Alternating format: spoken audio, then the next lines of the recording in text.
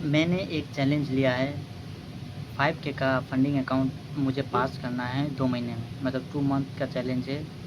और पूरा डिसिप्लिन के साथ, नो ओवर ट्रेडिंग और no loss recovery, nothing, just pure high probability setup only.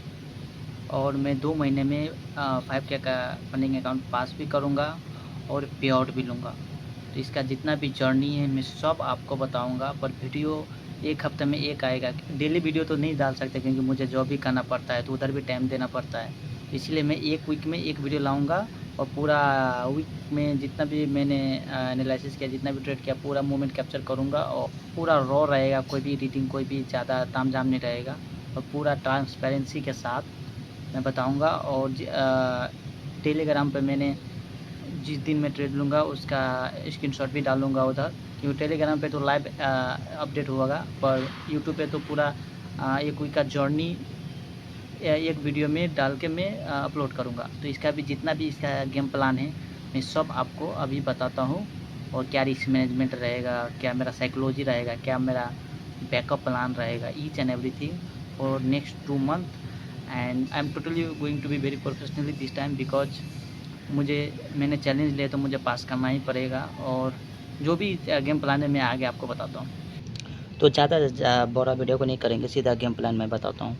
तो 5K का अकाउंट है, इसमें 10% ही रिस्क ले सकते हैं, क्योंकि मैक्स रिस्क 10% ही है।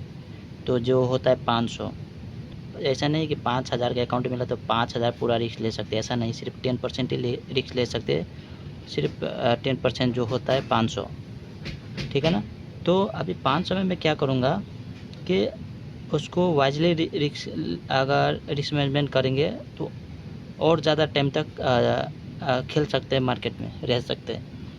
तो उसके लिए मैं 1% रिस्क लूँगा, 1% रिस्क पर ट्रेड। एक ट्रेड में मैं 1% रिस्क लूँगा अगर अकाउंट बैलेंस 5,000 से ऊपर रहेगा। तो अगर 5,000 से नीचे बैलेंस रहेगा, जैसे 4,950 से नीचे रहेगा, तो 0.5% रिस्क लूँगा एक ट्रेड में, ठीक है ना। अगर बैलेंस हो गया, अगर 4,750 के नीचे हुआ तो 0.25% एक ट्रेड में रिस्क लूँगा, ठीक है। ये नॉर्मल हो गया, ठीक है ना। तो अगर इस हिसाब से, अगर ये हिसाब से रिस्क मैनेजमेंट करूँगा ना, तो देख सकते हो कि 16 ट्रेड मिल सकता है। 16 ट्रेड अगर नॉन स्टॉप लॉस हुआ तो अकाउंट ब्लो होगा। अगर नॉर्मली 1% रिस्क पर ट्रेड करूँगा तो 10 ही ट्रेड कर पाऊँगा। अगर ऐसे स्मार्टली अगर यूज करूँगा रिस्क मैनेजमेंट तो 16 ट्रेड कर सकता हूँ। उससे क्या होगा कि ज़्यादा स्ट्रक्चर भी हमको देखने को मिल सकता है, ज़्यादा एक्सपीरियंस भी मिलेगा कंपेयर टू कि जो हम 1% एक ट्रेड में लेते हैं, तो ठीक है ना। तो जैसे नोट में देख सकते हो नीचे कि 1 ट्रेड पर day means can not take more than 1 trade in a day if a setup not form then no trade. मतलब एक दिन में एक ही ट्रेड ले सकते हैं, अगर नहीं मिला तो ट्रेड नहीं लेंगे, ठीक है ना। अगर अगर ये चीज़ अगर नॉन स्टॉप 16 ट्रेड अगर लॉस हुआ तो अकाउंट ब्लो होगा। अगर अकाउंट ब्लो होगा तो if the account hit maximum limit then we review our trade and make an mistake and make a proper rules for next challenge. मतलब ये challenge में अगर अकाउंट लॉस भी हो गया, ब्लो भी हो गया, अगर ब्लो भी हो गया 16 ट्रेड के बाद, तो हम पूरा जितना भी मिस्टेक किए हैं ये चैलेंज में उसको मैं कॉपी में मतलब जर्नल करूँगा, और आगे नेक्स्ट चैलेंज में जब फिर से चैलेंज लेंगे तो उसमें ये गलती नहीं करूँगा, मतलब कि ट्राई करूँगा ये गलती ना हो, ठीक है ना। तो ये हो गया हमारा सर्वाइवल मोड, ठीक है ना, रिस्क मैनेजमेंट। इसीलिए क्योंकि जितना भी ट्रेडर बताता है, जब भी अकाउंट ख़रीदता है और पासिंग के लिए, तो वो सिर्फ गेम प्लान बताता है, जो ये वाला है।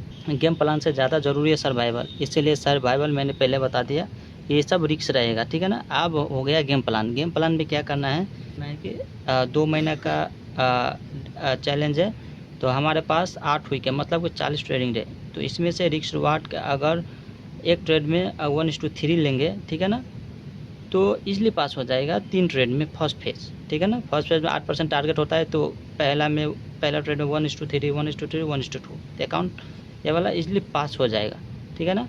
और फेज़ 2 में 1:2 1:3 मतलब 2 ट्रेड में पास हो जाएगा, ठीक है ना, 1:3 और 1:2 दो ट्रेड में, ठीक है ना, ये तो नॉर्मली पास हो जाएगा।